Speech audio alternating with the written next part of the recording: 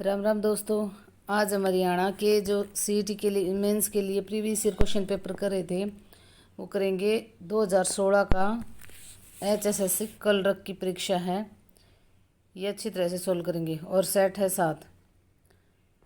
ये group D और Haryana police SI सभी के लिए मोस्ट इम्पोर्टेंट क्वेश्चन हैं। इनमें से रिपीट होते रहते हैं। हरियाणा राज्य में बेटी बचाओ बेटी पढ़ाओ अभियान के लिए किसे नई ब्रांड एम्बेसडर घोषित किया गया है। तो ये उस टाइम का करंट का क्वेश्चन है, लेकिन अब कौन है इसमें ब्रांड एम्बेसडर? है मनु भाकर। अब है मनु भाकर। तो ये बेटी बचाओ बेटी पढ़ाओ जो अभियान है ये कहाँ से शुरू किया था? ये पानीपत से शुरू किया था। हरियाणा में हर्षवर्धन कालीन ताम्र मुद्राएं कहाँ से प्राप्त हुई हैं? तो हर्षवर्धन कालीन ताम्र मुद्राएं कहाँ से प्राप्त हुई हैं? ये हुई हैं सोनीपत से। कहाँ से प्राप्त हुई है? सोनीपत से प्राप्त हुई हैं।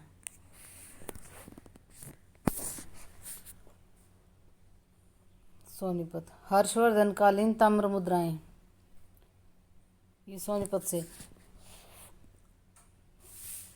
और ये सोनीपत जिला है, ये एनसीआर में आता है। प्राचीन काल में इसे सोनप्रस्थ नाम से जानते थे। सोनीपत का पुराना नाम क्या है? सोनप्रस्थ। इसका पहला जिक्र महाभारत में मिलता है। तो इसका जिक्र भी कहाँ मिलता है? महाभारत में इसका जिक्र मिलता है। किसका? सोनीपत का। सोनप्रस्थ इसका पुराना नाम है। और हर्षवर्धन कालीन ताम्र मुद्राएं कहाँ से प्राप्त हुई हैं? सोनीपत से। हरियाणा के प्रथम गैर कांग्रेसी मुख्यमंत्री कौन थे? तो ये थे राव वीरेंद्र सिंह। कौन थे? राव वीरेंद्र सिंह थे। 24 मार्च 1967 से नवंबर 1967 तक विशाल हरियाणा पार्टी से संबंधित थे। और इनकी पार्टी कौन सी थी? विशाल हरियाणा पार्टी। एक है विकास हरियाणा पार्टी, वो है विकास पार्टी है बंसीलाल जी की। और ये विशाल हरियाणा पार्टी किससे संबंधित है? राव वीरेंद्र सिंह से। तो देखो भाई, राव सबसे ज़्यादा कहाँ है? रेवाड़ी महेंद्रगढ़ साइड में है। तो विशाल हैं, ये समझ लो भाई। ये राव क्या हैं? बहुत ज़्यादा विशाल हैं, मतलब इनकी संख्या बहुत ज़्यादा है। तो इससे याद कर लो, विशाल पार्टी किसकी थी? राव वीरेंद्र की। और विकास पार्टी किसकी थी? चौधरी बंसीलाल जी की। चौधरी बंसीलाल जी ने हरियाणा का बहुत ज़्यादा विकास किया था। तो विकास पार्टी किसकी थी? चौधरी बंसीलाल जी की। और विशाल पार्टी किसकी थी? राव वीरेंद्र की। तो इसमें पूछ रखा है प्रथम गैर कांग्रेसी मुख्यमंत्री कौन से थे? राव वीरेंद्र सिंह। और ये 24 मार्च 67 से नवंबर 67 तक क्या मुख्यमंत्री रहे थे। और कौन से नंबर के मुख्यमंत्री थे? राव वीरेंद्र सिंह दूसरे नंबर के थे। देखो भी, गैर कांग्रेसी तो पूछें तो पहले थे, जो कांग्रेस से संबंधित नहीं थे। और हरियाणा के सीएम बने थे राव वीरेंद्र सिंह। लेकिन अगर ये पूछें कि दूसरा मुख्यमंत्री हरियाणा का कौन था, तो राव वीरेंद्र सिंह थे। और वर्तमान में कौन है? नायब सिंह सैनी। चौधरी चरण सिंह कृषि विश्वविद्यालय किस नगर में स्थित है? तो चौधरी चरण सिंह विश्वविद्यालय है हिसार में। कहाँ है? हिसार में है। इसकी स्थापना कब हुई थी? 2 फरवरी 1970 को। तो 1970 को इसकी स्थापना हुई थी। चौधरी चरण सिंह विश्वविद्यालय की स्थापना कब हुई थी? 2 फरवरी 1970 को। और इसका नामकरण देश के 5वें प्रधानमंत्री के नाम पे किया गया था। चौधरी चरण सिंह कौन थे? देश के 5वें क्या थे? देश के 5वें प्रधानमंत्री थे चौधरी चरण सिंह। तो ये पूछ रहे भी, चौधरी चरण सिंह कौन से नंबर के प्रधानमंत्री थे? 5वें नंबर के थे। और इसकी स्थापना कब हुई थी चौधरी चरण सिंह विश्वविद्यालय की? 1970 में। कहाँ? हिसार में। और 2 फरवरी 1970 को इसकी स्थापना हुई थी। देश के 5वें प्रधानमंत्री के नाम पे। 5वें प्रधानमंत्री कौन थे? चौधरी चरण सिंह। यमुना नदी के साथ हरियाणा के निम्नलिखित में से किस जिले की सीमा नहीं लगती है? तो यमुना नदी किस किस जिले से होकर बहती है? तो ये देख लो भाई, ये रोहतक से होकर क्या है इसकी? रोहतक से इसकी सीमा नहीं लगती यमुना नदी की। कहाँ से नहीं लगती? रोहतक से। यमुना की सबसे बड़ी, ये गंगा की सबसे बड़ी सहायक नदी है यमुना। इसका उद्गम कहाँ से होता है? यमुनोत्री ग्लेशियर की बंदरपूछ पहाड़ी से। और ये कहाँ पे है? बंदरपूछ पहाड़ी उत्तराखंड में। तो उद्गम कहाँ से होता है? यमुनोत्री तो ग्लेशियर, और बंदरपुछ पहाड़ी कहाँ? ये उत्तराखंड में होता है। इसकी प्रमुख सहायक नदियाँ भी पूछ लेते हैं कई बार, टोंस, चंबल, हिंडन, केन, बेतवा। तो इसकी यमुना की सहायक नदियाँ कौन कौन सी हैं? टोंस, चंबल, हिंडन, केन और बेतवा। चीनी यात्री ह्वेनसांग किस सम्राट के समय हरियाणा क्षेत्र में आया था? तो किसके समय में आया था? हर्षवर्धन के समय में। चीनी यात्री ह्वेनसांग हर्षवर्धन के समय में हरियाणा में आया था। देखो भी, चीनी यात्री ह्वेनसांग 7वीं शताब्दी में थानेश्वर के शासक हर्षवर्धन के समय में भारत आया था। भारत में 17 वर्षों तक रहा था। तो ह्वेनसांग 7वीं शताब्दी में हर्षवर्धन के समय में हरियाणा में आया था, भारत में आया था, और 17 वर्षों तक ये भारत में रहा था ह्वेनसांग। इसने अपनी यात्रा संस्मरण सीयूकी में भारत का वर्णन किया है। तो ये पूछे कि इसने भारत का वर्णन कौन सी बुक में किया है? तो सीयूकी में। गुरुग्राम में नया औद्योगिक नगर क्षेत्र स्थापित करने के लिए हरियाणा सरकार ने किसके साथ MOU पर हस्ताक्षर किए हैं? तो गुरुग्राम में नया औद्योगिक नगर स्थापित करने के लिए किसके साथ हरियाणा सरकार ने MOU पर हस्ताक्षर किए हैं? तो किस पर किए हैं? China Fortune land development. किस पर? China Fortune land development, CFLD, ये भी लिख देंगे।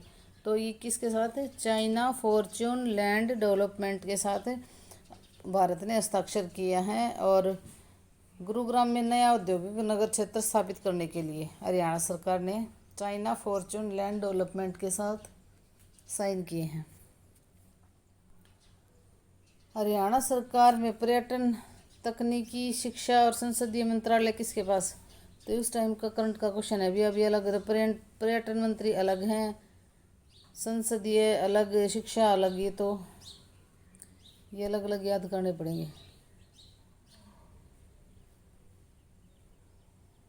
सिरसा की मंजियाना परियोजना किस मिशन के तहत आती है?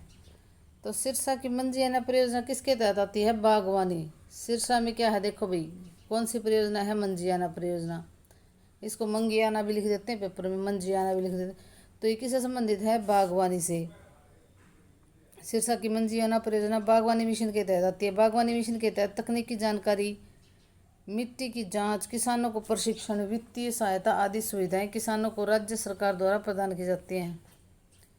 तो मंजियाना परियोजना किससे संबंधित है? बागवानी से। ऐतिहासिक नगर रानिया किस जिले में है? तो रानिया है सिरसा में। रानिया कहाँ पे है? सिरसा में। रानिया कस्बा सिरसा जिले का सबसे बड़ा अनाजों का बाजार है। तो रानिया क्या है? यहाँ पे क्या है? अनाजों का बाजार है। इस पर भाटी राजा का शासन हुआ करता था। तो रानिया पर किसका शासन होता था? भाटी राजा का। इसका नाम रानिया क्वीन के सती होने के उपरांत उन्हीं के नाम पर रखा गया था। तो जो रानी है वो सती होगी थी, उसके नाम पर इसका नाम रानिया रखा था। मध्यकाल में यह मुस्लिम शासकों के नियंत्रण में रहा था। ये पूछ लीजिए, मध्यकाल में किसके नियंत्रण में था? तो मुस्लिम शासकों के। इस क्षेत्र के निवासी पंजाबी तथा हिंदी भाषाएं बोलते हैं। तो पंजाब के साथ लगता है तो क्या पंजाबी भी बोलते हैं और हिंदी भी बोलते हैं। ठीक है, तो ये कहाँ पे है? रानिया, सिरसा में। हरियाणा सरकार में मंत्री बनवारी लाल, करंट का क्वेश्चन उस टाइम का। निम्न सभी नदियाँ हरियाणा की शिवालिक पहाड़ियों से निकलती हैं सिवाय। तो ये पूछ रखा है भी, ये 3 नदियाँ तो निकलती हैं शिवालिक से, और एक अलग है जो शिवालिक से नहीं निकलती। तो ये है यमुना नदी। कहाँ से निकलती है? यमुनोत्री इमानी से निकलती है, उत्तराखंड से, और बंदरपुछ पहाड़ी से निकलती है। बाकी सारी क्या हैं? शिवालिक से निकलती हैं, घग्गर भी, मारकंडा भी और टांगरी भी।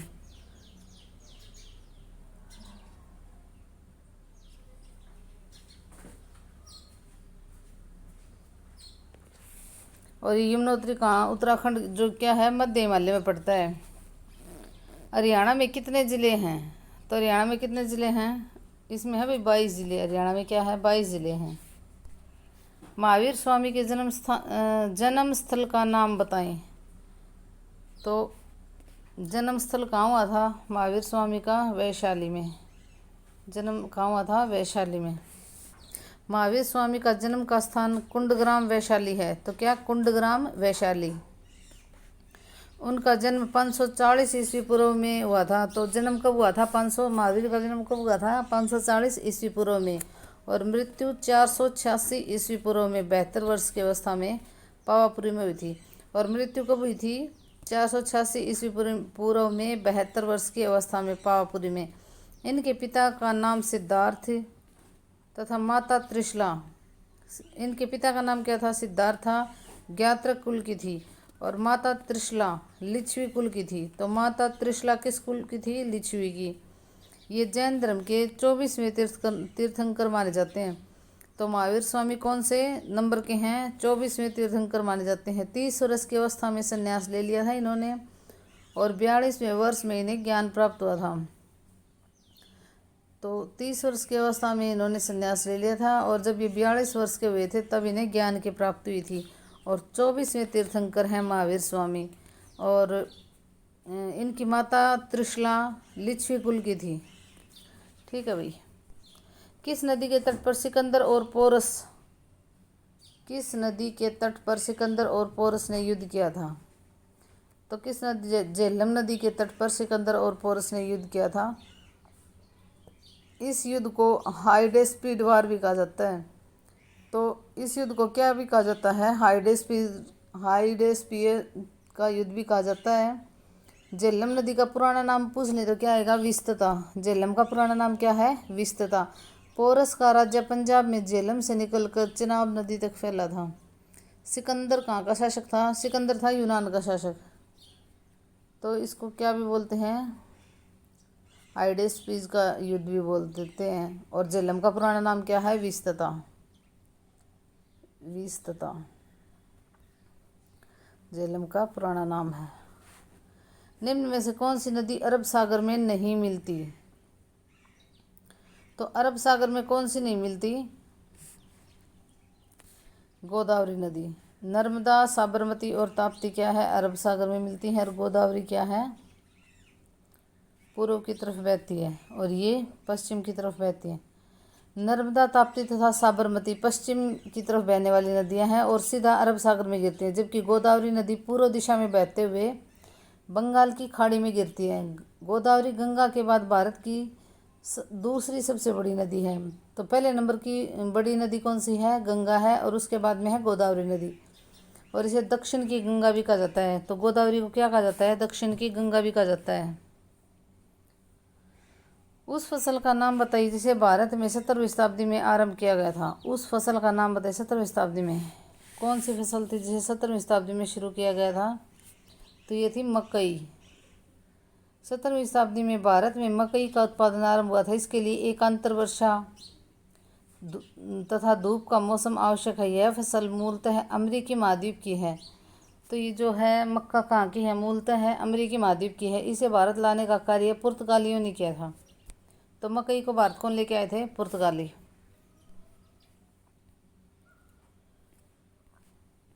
भारत के सैन्य बलों का सर्वोच्च कमांडर कौन होता है? तो भारत के सर्वोच्च बलों का कमांडर कौन होता है? सर्वोच्च कमांडर राष्ट्रपति होता है। संविधान सभा के प्रारूप समिति का अध्यक्ष कौन था? तो ये थे डॉक्टर प्रारूप समिति। ड्राफ्टिंग कमेटी का अध्यक्ष कौन था? Doctor B.R. अम्बेडकर। कौन थे? B.R. अम्बेडकर।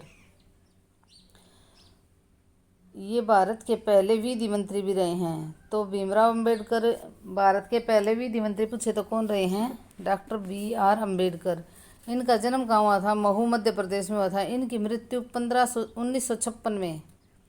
तो B.R. अम्बेडकर की मृत्यु कब हुई थी? 1956 में हुई थी, तथा इन्हें मरणोपरांत 1990 में इन्हें भारत रत्न दिया गया था। तो 1990 में B.R. अम्बेडकर को भारत रत्न दिया गया था। 1956 में इनकी मृत्यु हुई थी, और जन्म कहाँ हुआ था? महू मध्य प्रदेश में। और भारत के पहले विधि मंत्री पूछे तो भी कौन थे? डॉक्टर भीमराव अम्बेडकर। जमशेदपुर में Tata iron and steel company की स्थापना हुई थी। तो ये कब हुई थी? ये हुई थी 1907 में। जमशेदपुर में Tata iron and steel company की स्थापना कब हुई थी? 1907 में। इसको टिस्को भी बोल देते हैं। Tata iron and steel company TISCO की स्थापना 25 अगस्त, और डेट भी पूछ ले तो 25 अगस्त 1907 को जमशेद जी टाटा द्वारा जमशेदपुर में की गई थी। इसका मुख्यालय कहाँ है? मुख्यालय है मुंबई में। तो तो इसका मुख्यालय कहाँ है? टिस्को का मुंबई में है। और जमशेदजी टाटा ने इसकी स्थापना की थी 25 अगस्त 1907 को। मुख्यालय है मुंबई में। भारतीय साधारण बीमा निगम कब गठित हुआ था? तो भारतीय साधारण बीमा निगम कब गठित हुआ था? ये हुआ था 1972 में। भारतीय साधारण बीमा निगम GIC की स्थापना 22 नवंबर 1972 को की गई थी। इसका मुख्यालय कहाँ है? मुंबई में है। तो भारतीय साधारण बीमा निगम का मुख्यालय कहाँ है? मुंबई में है। इसका 100% स्वामित्व भारत सरकार के पास है। तो GIC का स्वामित्व किसके पास है? भारत सरकार के पास। यह बीमा का पुनर्बीमा करने वाली, तो बीमा का पुनर्बीमा करने वाली भी भारतीय बीमा कंपनी कौन सी है? GIC, भारतीय साधारण बीमा निगम। और इसकी स्थापना कब हुई थी? 22 नवंबर 1972 को।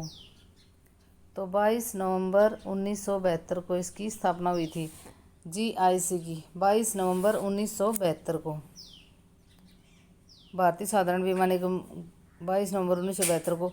और ये बीमों का भी बीमा कर देता है। तो कौन? GIC। भारत के राष्ट्रीय ध्वज के चक्र का रंग क्या है? तो भारत के राष्ट्रीय ध्वज के चक्र का रंग क्या है? तो ये है गहरा नीला। कैसा है? गहरा नीला। भारतीय राष्ट्रीय ध्वज के चक्र का रंग गहरा नीला है। इसमें 24 तिलियां बनी हुई हैं। तो कैसा है? देखो भाई, गहरा नीला, ये याद रखना, गहरा नीला। इसमें कितनी तिलियां हैं? 24 तिलियां बनी हुई है। अशोक के सारनाथ स्थित सिंह स्तंभ से लिया गया है। तो अशोक के सारनाथ स्थित सिंह स्तंभ से इसको लिया गया है, जो कि प्रगति और निरंतरता का प्रतीक है। तो ये पूछ लें कि राष्ट्रीय ध्वज के चक्र का रंग क्या है? गहरा नीला। और इसमें 24 तिलियां बनी हुई हैं। और अशोक के सारनाथ स्थित सिंह स्तंभ से लिया गया है, जो कि प्रगति और निरंतरता का प्रतीक है। ठीक है। हमारे राष्ट्रीय प्रतीक में कितने सिंह दिखाई देते हैं? तो देखो भाई, ये पूछ रखा है कितने सिंह दिखाई देते हैं। तो दिखाई देते हैं मतलब देखो, हमारे राष्ट्रीय प्रतीक अशोक चिन्ह में 4 सिंह दिखाई देते हैं, जो एक दूसरे से पीठ सटाए खड़े हैं। यह चिन्ह अशोक के सारनाथ स्तंभ से लिया गया है। इसके नीचे देवनागरी लिपि में सत्यमेव जयते लिखा हुआ है, जो मुंडकोपनिषद से लिया गया है। तो देखो, इसमें शेर तो हैं, सिंह कितने हैं? 4 हैं। और अशोक के जो सारनाथ स्तंभ से ये लिए गए हैं। और इसके नीचे देवनागरी लिपि में सत्यमेव जयते लिखा हुआ है। तो इसके नीचे क्या लिखा हुआ है? देवनागरी लिपि में सत्यमेव जयते, जो कहाँ से लिया गया है? मुंडकोपनिषद से लिया गया है। कॉस्ट्यूम डिजाइनिंग के लिए किसने ऑस्कर पुरस्कार जीता? तो उस टाइम का है भी। प्रथम भारतीय टेस्ट क्रिकेट टीम का कप्तान कौन था? तो प्रथम भारतीय टेस्ट क्रिकेट टीम का कप्तान कौन था? तो ये थे CK नायडू। कौन थे? प्रथम भारतीय टेस्ट क्रिकेट टीम के कप्तान CK नायडू थे। यह मैच इंग्लैंड के विरुद्ध 1932 में खेला गया था, 25 जून 1932 में। तो ये कौन थे? CK नायडू थे। प्रथम भारतीय टेस्ट क्रिकेट टीम के कप्तान कौन थे? CK नायडू।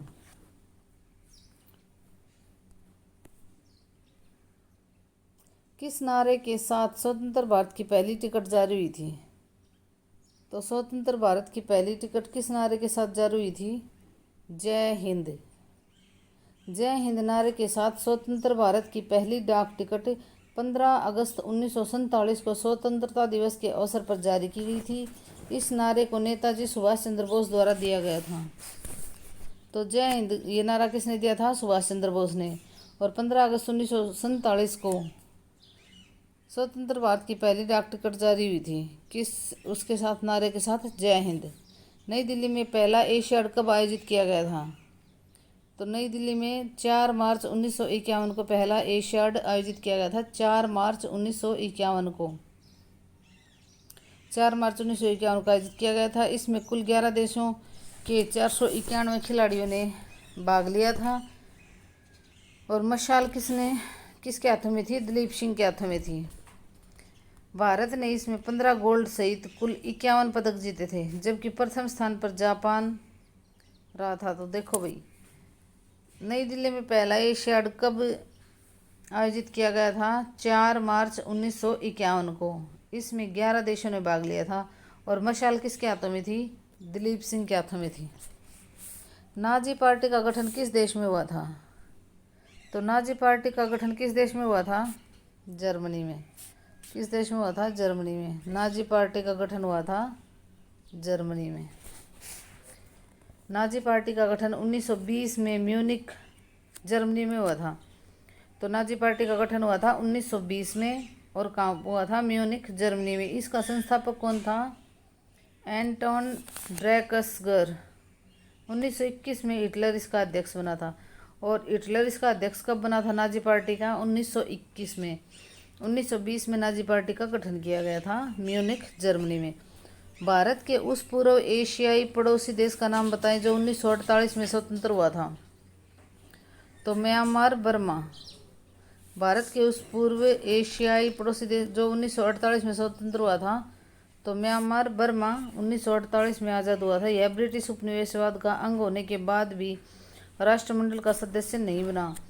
और यह ब्रिटिश उपनिवेशवाद का अंग होने के बाद भी क्या था? राष्ट्रमंडल का सदस्य नहीं बना था। इसकी पुरानी राजधानी रंगून थी और नई राजधानी है नेपिता या नेपियदा या नेपितो, ऐसे लिख देते हैं भैया।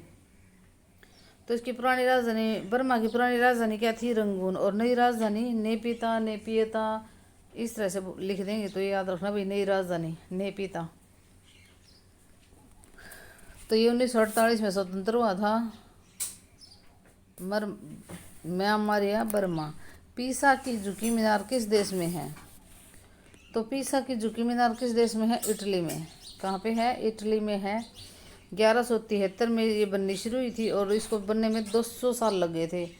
और ये पीसा की झुकी मीनार का, इसके पहले वास्तुकार बोनानो पिसानो थे। कौन थे? बोनानो पिसानो। पृथ्वी अपने अक्ष पर एक चक्कर पूरा करने में, देखो भी, पृथ्वी अपने अक्ष पर एक चक्कर पूरा करने में कितना समय लेती है? तो कितना समय लेती है? 23 घंटे 56 मिनट और 4 सेकंड। 23 घंटे 56 मिनट और 4 सेकंड का समय लेती है। दक्षिण एशियाई क्षेत्रीय सहयोग संगठन, दक्षिण एशियाई क्षेत्रीय सहयोग संगठन दक्षे सार्स का गठन किस वर्ष हुआ था? तो ये किस वर्ष हुआ था? 1985 में। किस वर्ष हुआ था? 1985 में। 8 दिसंबर 1985 में। 8 दिसंबर 1985 में सार्स का गठन हुआ था। इसका मुख्यालय है काठमांडू में स्थित है। तो इसका मुख्यालय कहाँ स्थित है? काठमांडू में। इसके 8 सदस्य देश हैं भारत, पाकिस्तान, अफगानिस्तान, बांग्लादेश, भूटान, नेपाल, मालदीव तथा श्रीलंका। चाइना इसमें नहीं आता, ये याद रखना भाई, चाइना नहीं आता। और कौन सा नहीं आता? चाइना नहीं आता इसमें। तो इसका सार्स का गठन कब हुआ था? 8 दिसंबर 1985 को सार्स का गठन हुआ था। और इसका मुख्यालय कहाँ है? काठमांडू में स्थित है। संयुक्त राष्ट्र का मुख्यालय कहाँ है? तो संयुक्त राष्ट्र का मुख्यालय है न्यूयॉर्क में, मैनहट्टन द्वीप पर है। तो संयुक्त राष्ट्र का मुख्यालय न्यूयॉर्क के मैनहट्टन द्वीप पर स्थित है। संयुक्त राष्ट्र की स्थापना कब हुई थी? 1945 में 50 राष्ट्रों के प्रतिनिधियों के हस्ताक्षर द्वारा सैन फ्रांसिस्को में हुई थी। संयुक्त राष्ट्र की स्थापना कब हुई थी? 1945 में 50 राष्ट्रों के प्रतिनिधियों के हस्ताक्षर द्वारा सैन फ्रांसिस्को में हुई थी। इसका संस्थापक भारत इसका संस्थापक सदस्य रहा है। वर्तमान में एंटोनियो गुटेरेस इसके महासचिव हैं। और वर्तमान में मतलब 2020 में इसके कुल सदस्य संख्या कितनी थी? 193, और अब भी 193 ही है। तो संयुक्त राष्ट्र का मुख्यालय कहाँ है? न्यूयॉर्क के मैनहट्टन द्वीप में है। और इसकी स्थापना कब हुई थी? 1945 में 50 राष्ट्रों के हस्ताक्षर द्वारा सैन फ्रांसिस्को में हुई थी। ठीक है। मानव शरीर में निम्न में से कौन ल्यूकेमिया से प्रभावित है? तो ल्यूकेमिया से प्रभावित कौन सा तंत्र होता है? मानव शरीर में कौन ल्यूकेमिया से प्रभावित है? तो यह है रक्त। ल्यूकेमिया रक्त का कैंसर है। ल्यूकेमिया में श्वेत रक्त कोशिकाएं WBC असामान्य रूप से बढ़ने लगती हैं। यह अस्थि मज्जा में RBC को उत्पन्न नहीं होने देता, जिससे रोगी की मृत्यु हो जाती है। किस अंग के भीतर पित्ताशय अवस्थित होता है? तो ये था यकृत में पित्ताशय होता है। यकृत में पित्ताशय होता है।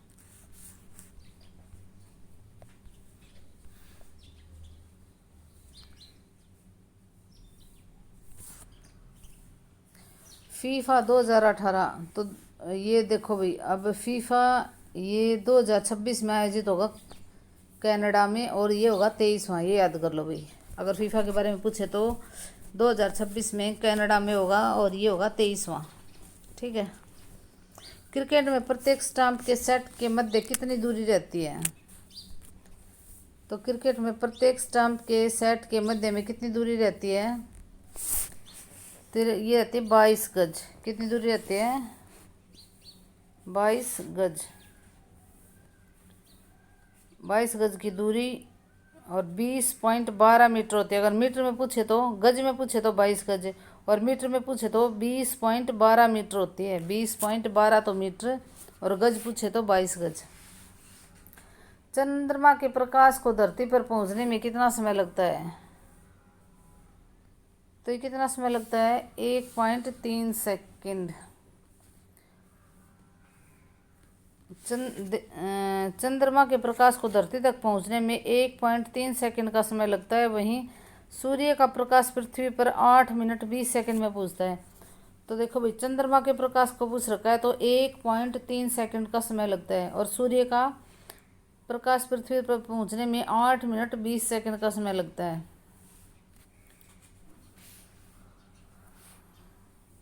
माइक्रोसॉफ्ट इंडिया के नए अध्यक्ष, ये उस टाइम का है, भी करंट के क्वेश्चन है ये।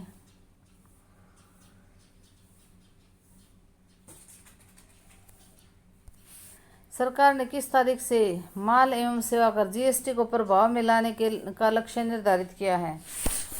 तो GST वस्तु एवं सेवा कर 122वां संविधान संशोधन विधेयक संसद से पारित हुआ तथा 1 जुलाई 2017, कब? 1 जुलाई 2017 से पूरे देश में लागू कर दिया गया।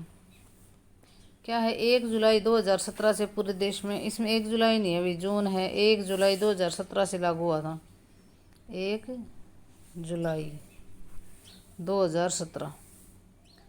तो GST वस्तु एवं सेवा कर 122वां संविधान संशोधन। तो संविधान संशोधन पूछे तो कौन सा है?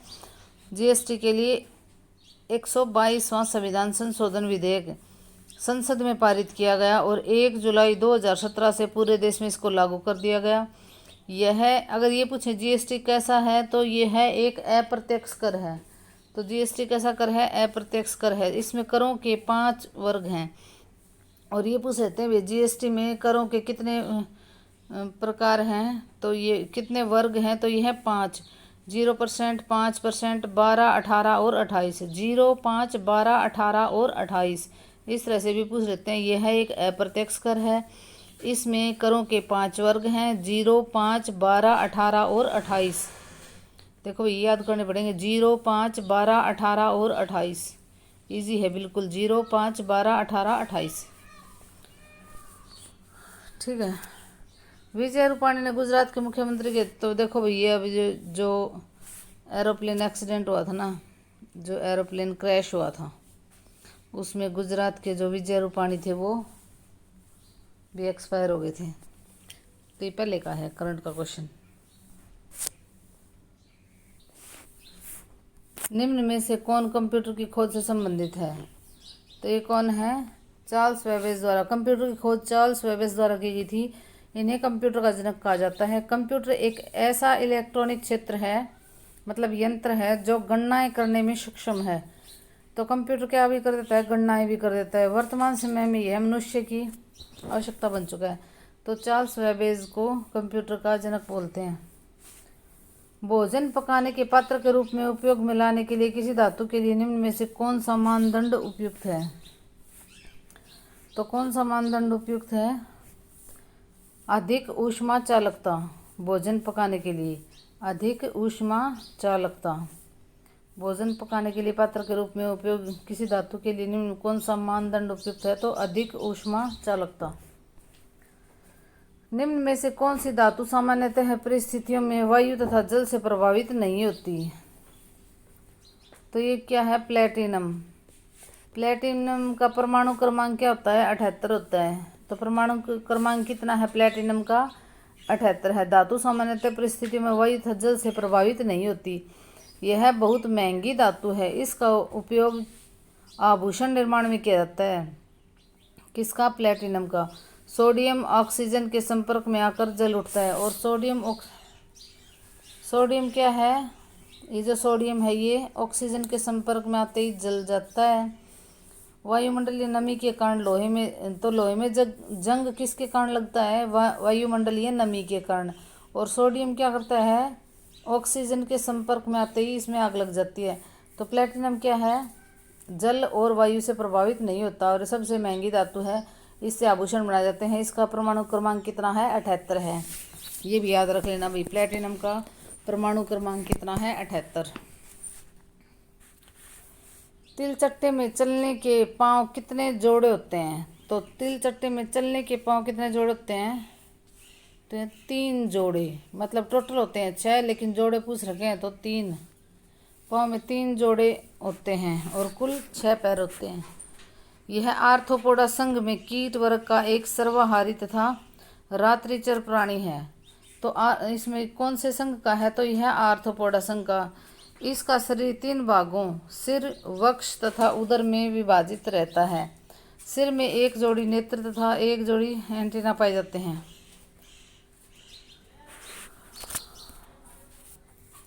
एंजाइम सहायक होते हैं। तो एंजाइम किस में सहायक होते हैं? एंजाइम भोजन पाचन में सहायक होते हैं। तो एंजाइम क्या करते हैं? भोजन पाचन में सहायता करते हैं। इस शब्द का सर्वप्रथम प्रयोग कब किया? 1878 में किया गया था कुन्हे द्वारा। तो एंजाइम का सर्वप्रथम प्रयोग किसने किया था? कुन्हे ने 1878 में। Choose the correctly spelled word. तो इसमें करेक्टली वर्ड बताना, इसमें से कौन सा है? तो ये है सेकंड, SILHOUETTE, इसकी ये स्पेलिंग आएगी।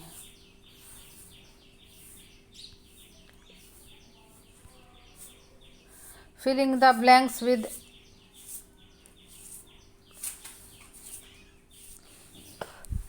तो इसमें क्या करना है? प्रीपोजिशन बतानी है।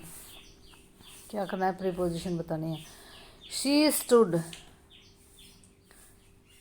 Bye the window and looked out at a grey cat. तो इसमें प्रीपोजिशन क्या आएगी? She stood by the window and looked out at. देखो भाई, she stood by the window and looked out at a grey cat. ठीक है। तो इसमें क्या बताना है? Underline word best express the meaning of the underline word. तो इसमें क्या आएगा? An officer must know how to handle his man. तो क्या आएगा? मैनेज। क्या आएगा इसमें आएगा भी मैनेज। हैंडल का अर्थ है मैनेज, प्रबंध करना। मतलब हैंडल करना और मैनेज करना, ये क्या आएगा? इसका प्रबंध करना। तो क्या आएगा? मैनेज।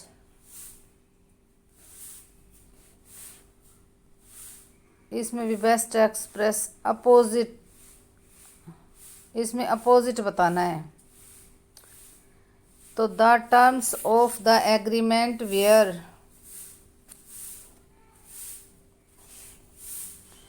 तो the terms of the agreement were deliberately vague. तो इसमें क्या आएगा? इसका होगा, देखो भाई, अस्पष्ट। ये होगा, इसका होगा अस्पष्ट। ठीक है। तो इसका अपोजिट बताना है। अस्पष्ट का अपोजिट क्या होगा? स्पेसिफाई, मतलब विशिष्ट। क्या होगा? विशिष्ट। The terms of the agreement were deliberately, तो इसका क्या आएगा? Specify. Choose the alternative which can replace the given word और sentence so as to communicate the same meanings. तो सेम मीनिंग बताना है। क्या बताना है? Same meanings. One who can not die, तो इसका क्या आएगा? Immortal. One who can not die, अजर अमर, तो इसका क्या आएगा? देखो भाई, इमोर्टल। तो इसका क्या आएगा? सेम वर्ड बताना है। तो अजर, देखो भाई, who, one who can not die, भाई जो नहीं मरता वो कौन होगा? अजर अमर होगा, इमोर्टल। इस अजर अमर, इसकी हिंदी होगी अजर अमर, इमोर्टल। जो नहीं मरता वो क्या होता है? अजर अमर होता है। अपना हाथ जगन्नाथ का क्या अर्थ है? तो अपने सामर्थ्य पर विश्वास होना, अपने सामर्थ्य पर विश्वास होना। स्वरों का जो रूप व्यंजनों के साथ जोड़ा जाता है उसे क्या कहते हैं? तो स्वरों का जो रूप व्यंजनों के साथ जोड़ा जाता है उसे मात्रा कहते हैं। स्वरों का जो रूप व्यंजनों के साथ जोड़ा जाता है उसे क्या कहते हैं? मात्रा कहते हैं। निम्नलिखित में से शुद्ध शब्द कौन सा है? तो ये बहुत बार आता है भी। तो क्या आएगा? कवित्री। कवित्री क्या है? शुद्ध शब्द है। ये कवित्री बहुत बार आता है भाई ये, और इसमें बहुत कन्फ्यूज। कवित्री। रम्य का अर्थ होता है, तो रम्य का अर्थ क्या होता है? सुंदर। रम्य का अर्थ होगा सुंदर। कामायनी काव्य ग्रंथ के लेखक कौन है? तो कामायनी के हैं जयशंकर प्रसाद। कौन है? जयशंकर प्रसाद। कामायनी जयशंकर प्रसाद। और इनका जन्म वाराणसी उत्तर प्रदेश में हुआ था। उन्होंने अपने साहित्य में काव्य, नाटक, उपन्यास, ये और इनकी और भी रचनाएं देख लो भाई। आंसू, आंधी, इंद्रजाल, इरावती। इरावती बहुत फेमस है। किसकी है? तितली, लहर, ये किसकी हैं? कामायनी। कामायनी जयशंकर प्रसाद की। इरावती भी किसकी है? जयशंकर प्रसाद की। बहुत फेमस है ये भी। प्राकृत व्याकरण के लेखक कौन हैं? तो प्राकृत व्याकरण के लेखक कौन हैं? हेमचंद्र। प्राकृत व्याकरण के लेखक हैं हेमचंद्र। जिसका कोई अंत न हो के लिए सही शब्द कौन सा होगा? ये होगा अनंत। जिसका कोई अंत न हो, अनंत। अमृत शब्द के लिए पर्यायवाची का चयन कीजिए। तो अमृत के लिए पर्यायवाची क्या होगा? पीयूष। क्या होगा? पीयूष।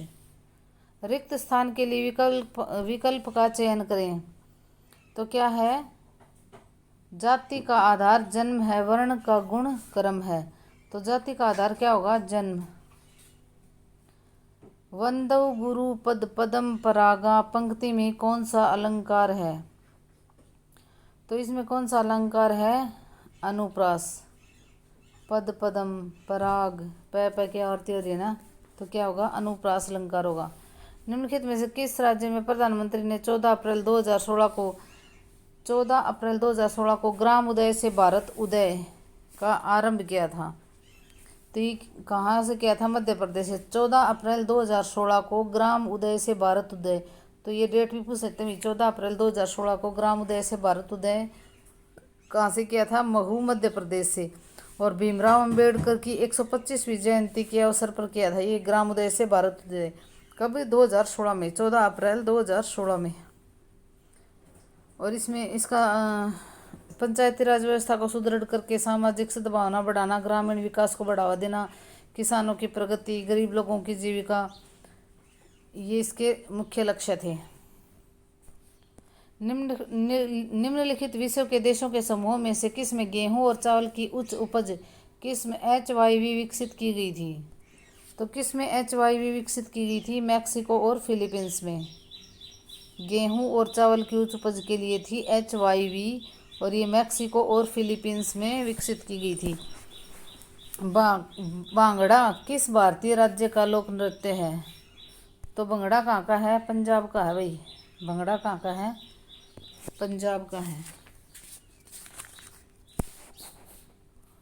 करो या मरो नारा निम्नलिखित में से किस आंदोलन से संबंधित था?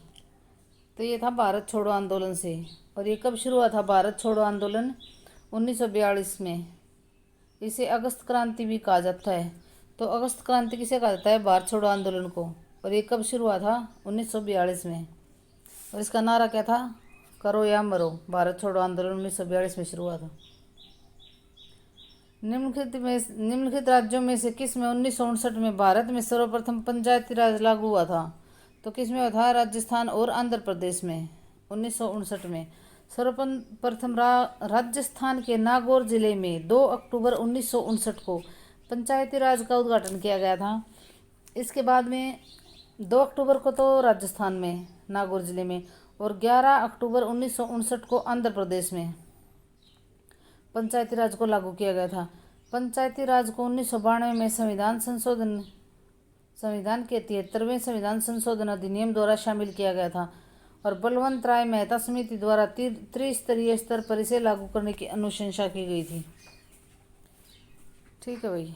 कौन सा शब्द अन्य शब्द से संबंधित नहीं है? तो अन्य संबंधित कौन सा नहीं है? ये है कार। बाकी तो इसके पार्ट हो गए, लेकिन कार तो एक पूरी बनने के बाद में बोलते हैं। ओडोमीटर जिस प्रकार से मील दूरी से संबंधित है उसी प्रकार कंपास किससे संबंधित है? तो ओडोमीटर क्या है? ओडोमीटर से क्या मापते हैं? मील की दूरी। ठीक है। और कंपास दिशा से क्या तो कंपास से क्या दिशा मापी जाती है? देखो भी, ओडोमीटर से मील की दूरी मापी जाती है, ठीक है, और कंपास से दिशा। ठीक है। ये सारे उसके आगे भी मैथ के, रीजनिंग के।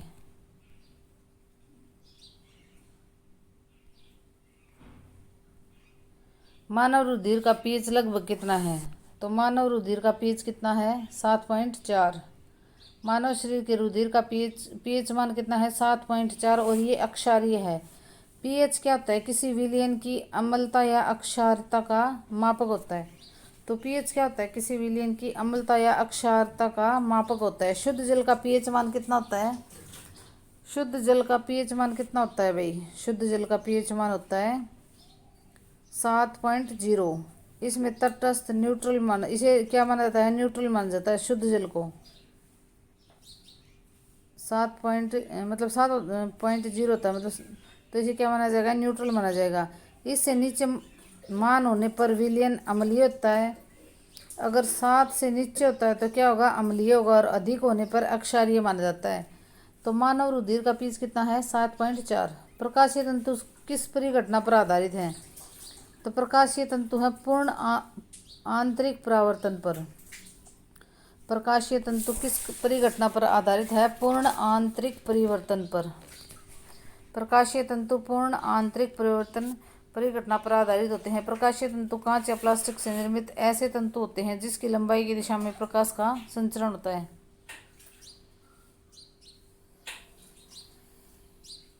तो प्रकाशीय तंतु किस परिघटना पर आधारित होते हैं? तो पूर्ण आंतरिक परावर्तन पर। निम्न में से किस क्षेत्र में स्प्रेडशीट सॉफ्टवेयर अधिक उपयोगी होता है?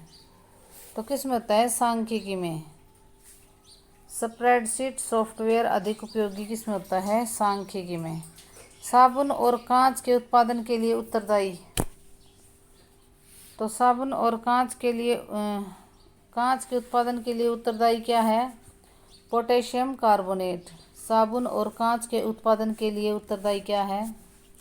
साबुन और कांच के उत्पादन के लिए तो क्या है? Potassium carbonate. Potassium carbonate.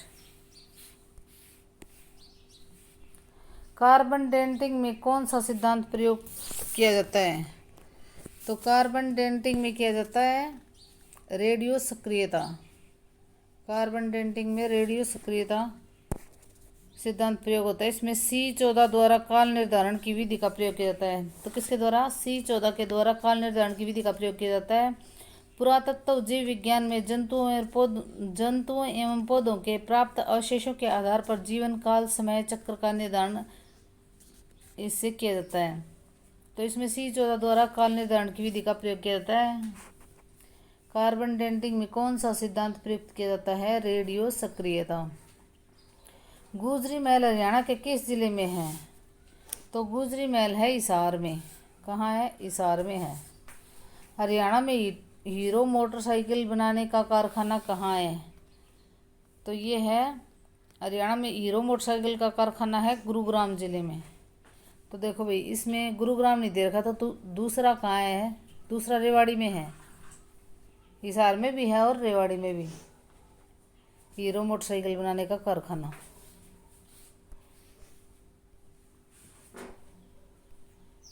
Karnal Haryana में मेडिकल यूनिवर्सिटी किसके नाम पर है? तो करनाल में है कल्पना चावला के नाम पर। भारतीय मूल की अमेरिकी अंतरिक्ष यात्री के नाम पर है। इसका निर्माण 2013 में शुरू हुआ था। निम्नलिखित में से हरियाणा का कौन सा जिला रेतीला नहीं है? तो कौन सा जिला रेतीला नहीं है? कुरुक्षेत्र। बीरबल का छत्ता इमारत हरियाणा के किस नगर में है? तो बीरबल का छत्ता है नारनौल में। कहाँ है? नारनौल में है। देखो भाई, हरियाणा के नारनौल में स्थित है बीरबल का छत्ता। इस इमारत का निर्माण किसने किया था? राय बाल मुकुंद दास ने किया था। तो बीरबल के छत्ते का निर्माण किसने किया था? राय बाल मुकुंद दास द्वारा किया गया था। ये शाहजहाँ के काल में दीवान थे, प्रधानमंत्री थे शाहजहाँ के काल में।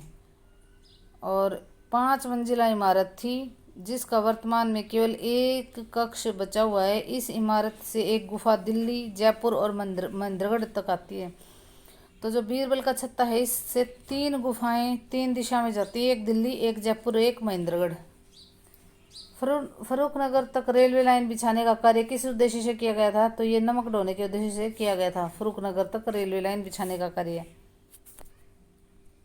हरियाणा सरकार ने पशुधन बीमा योजना की शुरुआत कहाँ से की थी? तो ये की थी भाई हरियाणा, ये की थी झज्जर से। उस टाइम पे OP धनखड़ क्या थे? कृषि मंत्री थे। पशुधन बीमा योजना की शुरुआत 29 जुलाई 2016 को झज्जर से की गई थी। तो 29 जुलाई 2016 को की गई थी ये पशुधन बीमा।